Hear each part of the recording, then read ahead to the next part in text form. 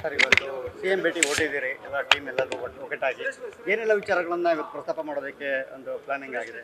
So ನಾವು ಕಳೆದ 4-5 ದಿನಗಳಿಂದ ನಮ್ಮ ರಾಜ್ಯ ಅಧ್ಯಕ್ಷರು ಮತ್ತು ವಿರೋಧ ಪಕ್ಷದ ನಾಯಕರ ನೇತೃತ್ವದಲ್ಲಿ ನಮ್ಮ ಬೆಂಗಳೂರಿನ ಶಾಸಕರು, ಲೋಕಸಭಾ ಸದಸ್ಯರೆಲ್ಲ ಸಭೆಯನ್ನು ಸೇರಿದ್ವಿ.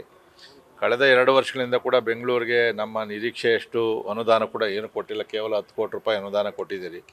ಸೊ ಇದು ಭಾಳ ಕಡಿಮೆ ಆಗಿದೆ ಮತ್ತು ಬೆಂಗಳೂರು ಕೂಡ ಭಾಳ ದುಸ್ಥಿತಿಯಲ್ಲಿ ಇರೋದರಿಂದ ನಾವು ಬೆಂಗಳೂರಿಗೆ ಮತ್ತು ಹೆಚ್ಚಿನ ರಾಜ್ಯಕ್ಕೆ ಕೊಡುಗೆಯನ್ನು ಕೊಡ್ತಕ್ಕಂಥ ಬೆಂಗಳೂರಿಗೆ ನಾವು ಹೆಚ್ಚಿನ ಅನುದಾನವನ್ನು ಕೊಟ್ಟಿಲ್ಲ ಅಂಥೇಳಿ ಸನ್ಮಾನ್ಯ ಮುಖ್ಯಮಂತ್ರಿಗಳಲ್ಲಿ ಮನವಿಯನ್ನು ಮಾಡಬೇಕು. ಯಾಕಂದರೆ ಈಗ ಬಡ್ಜೆಟ್ ಕೂಡ 7ನೇ ತಾರೀಕು ನಡೆಯೋದ್ರಿಂದ ಬಡ್ಜೆಟಲ್ಲೇ ಸೊ ಬೆಂಗಳೂರಿಗೆ ಒಂದು 15,000 ಕೋಟಿ ರೂಪಾಯಿಯಷ್ಟು ಅನುದಾನವನ್ನು ಮತ್ತು ತಲಾ ಕ್ಷೇತ್ರವಾರು 150 ಕೋಟಿ ರೂಪಾಯಿ ಪಕ್ಷಾತೀತವಾಗಿ ಅನುದಾನವನ್ನು ಕೊಡಬೇಕು ಅಂತಕ್ಕಂಥ ಮನವಿಯನ್ನು ಇವತ್ತು ನಮ್ಮ ರಾಜ್ಯಾಧ್ಯಕ್ಷರು, ವಿರೋಧ ಪಕ್ಷದ ನಾಯಕರು ಮತ್ತು ನಮ್ಮ ಬೆಂಗಳೂರಿನ ಎಲ್ಲ ಶಾಸಕರು, ವಿಧಾನ ಪರಿಷತ್ ಸದಸ್ಯರು ಮತ್ತು ಲೋಕಸಭಾ ಸದಸ್ಯರ ಜೊತೆಗೂಡಿ ಇವತ್ತು ಹೋಗ್ತಾ ಇದ್ದೀವಿ.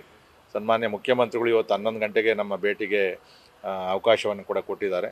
ಸೊ ಅವ್ರಿಗೂ ಕೂಡ ಗೊತ್ತು ಬೆಂಗಳೂರಲ್ಲಿ ಸಮಸ್ಯೆ ಏನಿದೆ ಅಂತೇಳಿ.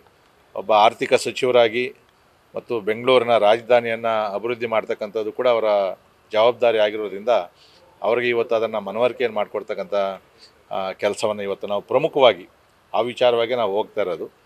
ಅದರ ಮಧ್ಯದಲ್ಲಿ ಅವಕಾಶ ಆದರೆ ಇವತ್ತೇನು ಟನಲ್ಗಳನ್ನು ರಸ್ತೆಯನ್ನು ಮಾಡಬೇಕು ಅಂತ ಹೇಳ್ತಾ ಇದ್ದಾರೆ.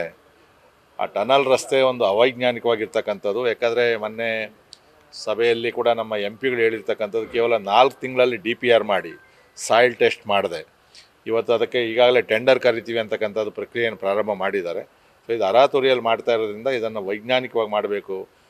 ಸೊ ಅದಕ್ಕೋಸ್ಕರ ಇದು ಕಾರ್ಯ ಸಾಧು ಅಲ್ಲ, ಅದನ್ನು ಪರಿಶೀಲನೆ ಮಾಡಬೇಕು, ಮರುಪರಿಶೀಲನೆ ಅಂತಕ್ಕಂಥ ಒಂದು ಬೇಡಿಕೆಯನ್ನು ಕೂಡ ಇಡ್ತಾಯಿದ್ವಿ. ಮತ್ತು ಈ ಖಾತಾಗಳದ್ದು ಕೂಡ ಸಾಕಷ್ಟು ಸಮಸ್ಯೆ.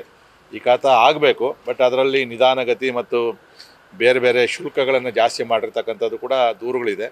ಸೊ ಅದರ ಬಗ್ಗೆ ಕೂಡ ಒಂದು ಅನೌಪಚಾರಿಕವಾಗಿ ನಾವು ಮುಖ್ಯಮಂತ್ರಿಗಳ ಗಮನವನ್ನು ಸೆಳೀತಾ ಇದ್ದೀವಿ.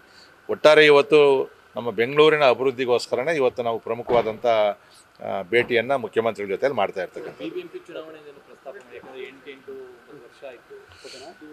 ಅಲ್ಲ, ಅದು ಸುಪ್ರೀಂ ಕೋರ್ಟಲ್ಲಿ ಕೇಸ್ ನಡೀತಾ ಇರೋದ್ರಿಂದ ನಮ್ಮದು ಒತ್ತಾಯ ಐತೆ ಆದಷ್ಟು ಬೇಗ ಚುನಾವಣೆ ನಡೀಬೇಕು ಅಂತಕ್ಕಂಥದ್ದು. ನಾವು ಕೂಡ ಈಗ ಕೋರ್ಟಲ್ಲಿ ಕೂಡ ನಮ್ಮ ಪಕ್ಷದ ವತಿಯಿಂದ ಕೂಡ ಚುನಾವಣೆ ನಡೆಯೋದಕ್ಕೋಸ್ಕರ ಸುಪ್ರೀಂ ಕೋರ್ಟಲ್ಲಿ ಕೂಡ ವಕೀಲರನ್ನ ನೇಮಕ ಮಾಡಿದ್ದೀವಿ. ಮೊನ್ನೆ ಇತ್ತು, ಅದು ಮುಂದಕ್ಕೆ ಹೋಗಿದೆ. ಅದು ಸೊ ನಾವು ಕೋರ್ಟಲ್ಲೂ ಕೂಡ ಫೈಟ್ ಮಾಡ್ತೀವಿ ಮತ್ತು ಅಸೆಂಬ್ಲಿಯಲ್ಲಿ ಇದರ ಬಗ್ಗೆ ಕೂಡ ನಾವು ಹೋರಾಟವನ್ನು ಮಾಡ್ತೀವಿ. ಈಗ ಇಷ್ಟೆಲ್ಲದರ ಮಧ್ಯೆ BBMPನ ಸಮಿತಿ ವರದಿ ಕೊಟ್ಟಿದೆ, 7 BBMP ಆಗಿ ರಚನೆ ಮಾಡಬೇಕು ಅಂತ. ನೀವು ದೇವನಿಂದ ವಿರೋಧ ಮಾಡ್ತಿದ್ದೀರಾ.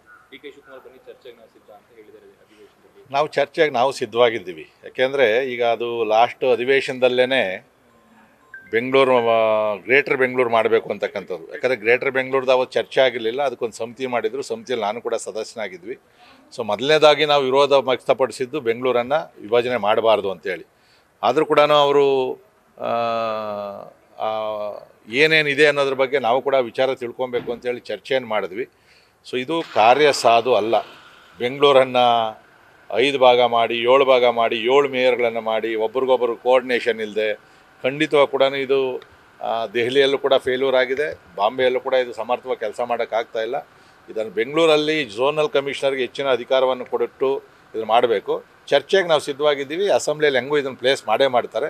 ಅಲ್ಲಿ ನಾವು ಖಂಡಿತವಾಗಿ ಕೂಡ ಇದರ ಸಾಧಕ ಬಾಧಕಗಳನ್ನು ನಾವು ಚರ್ಚೆ ಮಾಡ್ತೀವಿ. ಬಟ್ ನಿಮ್ಮದೇ ಮೇಲೆ ST ಸೋಮಶೇಖರ್ ಅವರು ಇದಕ್ಕೆ ಪರವಾಗಿಯೇ ಇದ್ದಾರೆ. ಅಂದರೆ ಮಾಡಬೇಕು, ಯಾಕಂತಂದರೆ ಒಬ್ಬರು ಮೇಯರ್ ಹತ್ರ ಇದು ಆಗಲ್ಲ ಅನ್ನೋದು ಅಭಿವೃದ್ಧಿ ಅವರು ಹೇಳ್ತಾರೆ. ಸರ್, ಅದು ಅವ್ರ ವೈಯಕ್ತಿಕ ಅಭಿಪ್ರಾಯ. ನಾನು ಕೂಡ ಇದ್ವಿ, ರಘು ಇದ್ವಿ, ಸುರೇಶ್ ಕುಮಾರ್ ಅವರು ಇದ್ವಿ, ಗೋಪಿನಾಥ್ ರೆಡ್ಡಿ ಇದ್ವಿ. ನಾವು ಯಾರು ಕೂಡ ಸಹಿಯನ್ನು ಮಾಡಲಿಲ್ಲ. ಸಭೆಗಳಲ್ಲಿ ಭಾಗವಹಿಸಿದ್ವಿ, ನಾವು ಚರ್ಚೆ ಮಾಡಿದ್ವಿ. ಯಾಕೆ ಆಗಬಾರ್ದು ಅನ್ನೋದ್ರ ಬಗ್ಗೆ ನಮ್ಮ ವಾದವನ್ನು ಮಂಡಿಸಿದ್ವಿ.